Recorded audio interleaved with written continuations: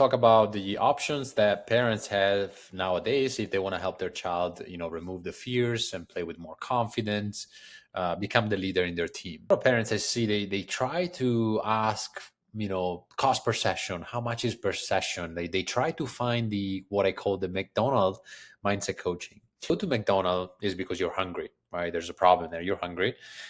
You are going to feel full after you ate at McDonald's, but maybe you're going to feel sick and it's not healthy for you. And it's not going to solve the issue of, the only issue that is going to solve is you're going to feel a little relief, but then you're going to feel sick later.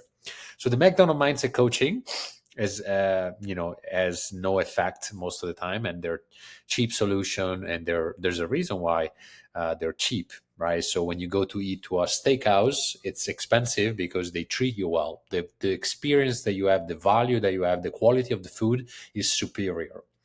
When you go to McDonald's, you get the Happy Meal, but you're eating basically plastic. A lot of parents there are also trying to fix a mindset issue with more private training.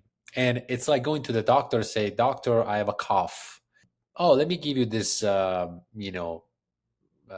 back pain medicine, see if you have a cough. All right, they're trying to fix one problem with a different solution, which it doesn't work.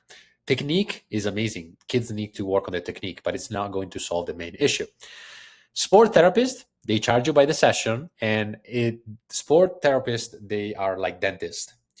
They don't mean bad, right? Dentists, they want to cure your cavities or whatever you have, but they're always there to try and find something to make you pay more money.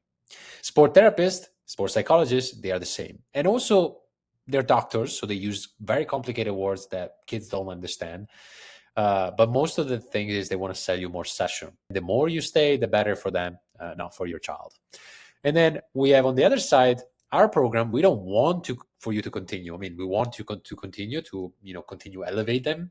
But if your goal is just to remove the fears, right, we guarantee results within the 90 days.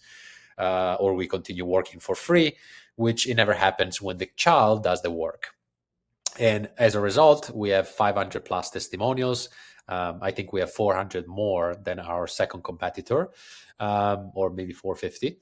The coaches are not only sports psychologists, some of them are, but they are coaches that have played at a high level. They coach D1, they work with professional players, and they understand what it means to play under pressure because they play at a high level. You can't play a high level if you can't handle the pressure. And unfortunately, most parents go with this cheap solution here, which is very cheap in the short time, right? In the short period is cheap, but it's going to become more expensive in the long run.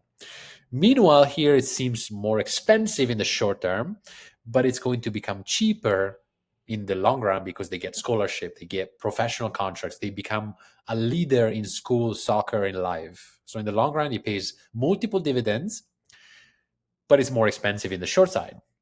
Okay, and this one is more expensive in the long side. And then last but not least, we don't want any parents to do this, but this is what happens sometimes. The undecisive parent that hop on every single coach's call and they are not deciding, and they wonder why my kid is hesitating. Well, you just talked to 10 different people and you didn't select anybody.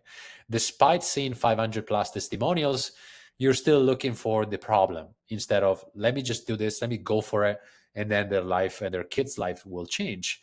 But they rather let their child miss opportunities, eventually quitting the sport, and they do it because that's how they are, right? They are indecisive, they're hesitating, so their child will be hesitating, they will be the same.